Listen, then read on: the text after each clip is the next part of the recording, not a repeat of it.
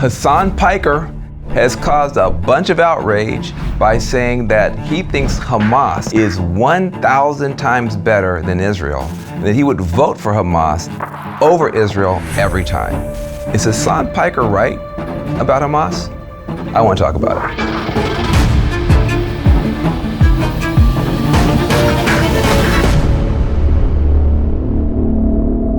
Van Jones on Substack. So I think a lot of people are making the mistake of just writing Hasan Piker off because some of the things he says are so surprising, so shocking, so outrageous. A lot of people think it's good enough to just call him names and hope he goes away.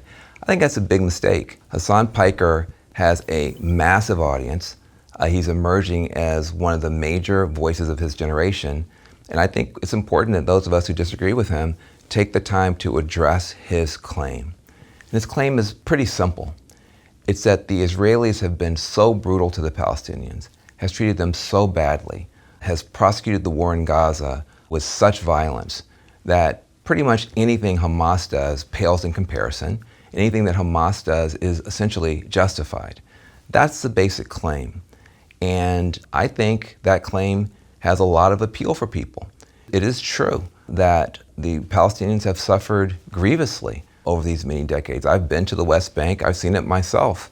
I was in Gaza before Hamas took over. I have seen the conditions of the Palestinian people, and they have been treated badly. Many people felt that the Gaza war was prosecuted too aggressively. And that's why I think his critique, why his comments resonate with a lot of people.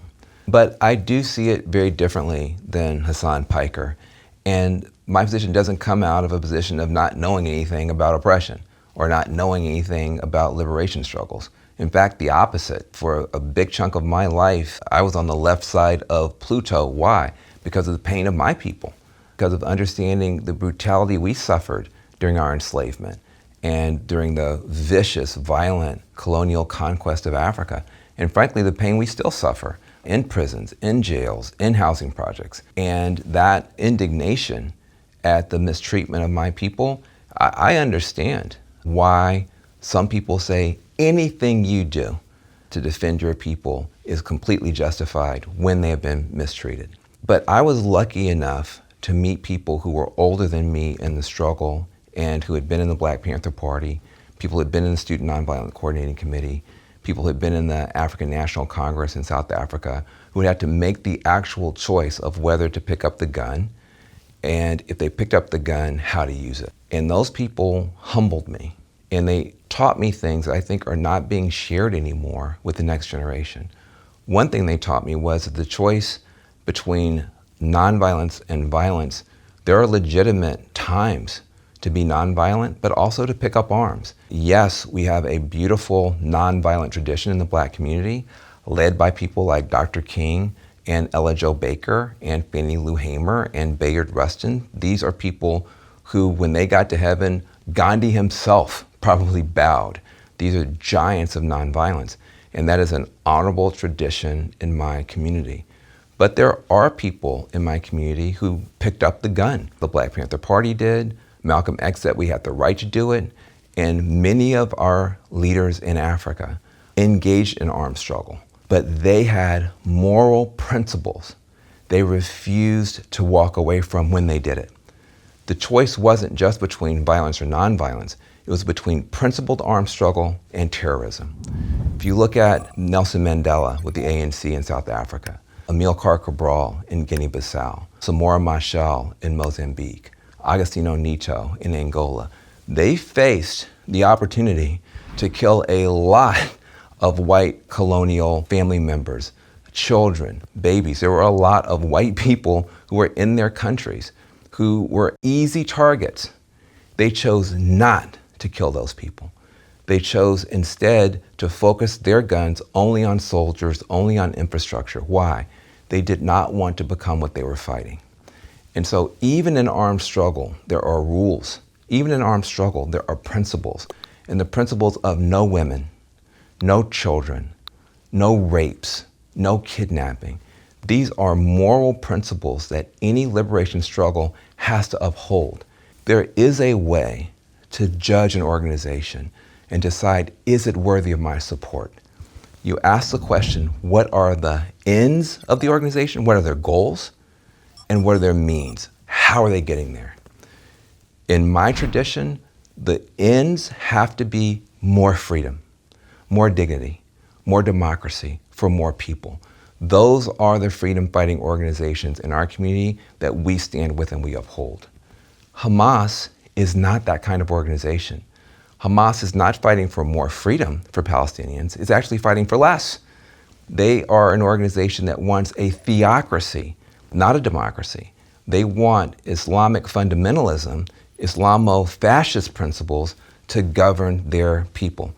Being Muslim, that's not a problem. They've gone way beyond that. They want Islamic fundamentalism, theocracy, domination, no rights for people. So they're not actually a freedom fighting organization. They're actually a freedom taking organization. I don't support that. Number two, their means. It's not that they're not nonviolent. It's that they are terrorists. Hasan Piker says that Hamas killed a lot of people on October 7th, but since then, Israel has killed many more Palestinians than Hamas has ever killed. Well, he's right, but not for lack of trying. Hamas has spent the past 10 years firing rockets at innocent Israeli men, women, children, babies, hospitals, schools, and nurseries. The only reason those rockets have not murdered tens of thousands of Israelis is because of the Iron Dome. The United States has funded a missile defense system to keep Hamas from being able to murder people. They are deliberately going after innocent civilians. And you could say, well, hold on a second. Israel has at times seemed to be targeting or harming innocent Palestinians. That is something that a lot of people have objected to. But in my tradition, you never let your opponent's morality dictate your own. You do not let your opponent's tactics dictate your own, because you don't want to become what you're fighting. You don't want to accidentally begin to mirror the very things you abhor in your opponent. Both parties have a legitimate historical claim to that land. In a classic colonial situation, that's not true. What I'm saying is that even if this were an anti-colonial struggle, and even if armed self-defense was justified, terrorism is not. Attacking innocent women, children, babies is not justified, ever. That's my point.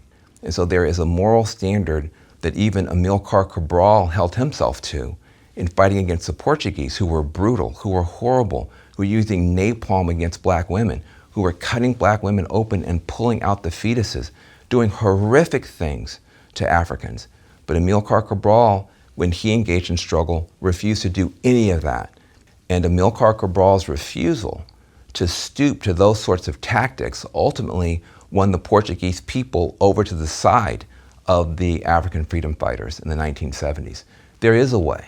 I think most people can agree on three things: a secure homeland for both people, no hate, and protect the babies. I think that's pretty straightforward. You want Jewish people and Palestinians to have a secure homeland. You don't want hatred against Israelis, Palestinians, Muslims, or Jews. And you don't want civilians being put in harm's way, either directly on purpose by Hamas or indirectly in a reckless way by Bibi.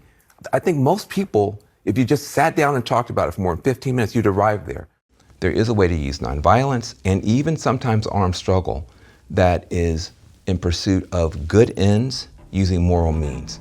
Hamas fails both tests. That's why Hamas is not 1,000 times better than Israel. That's why Hamas should be rejected by people who want freedom for the Palestinian people, freedom for the Israelis, and freedom for humanity. Van Jones on Substack.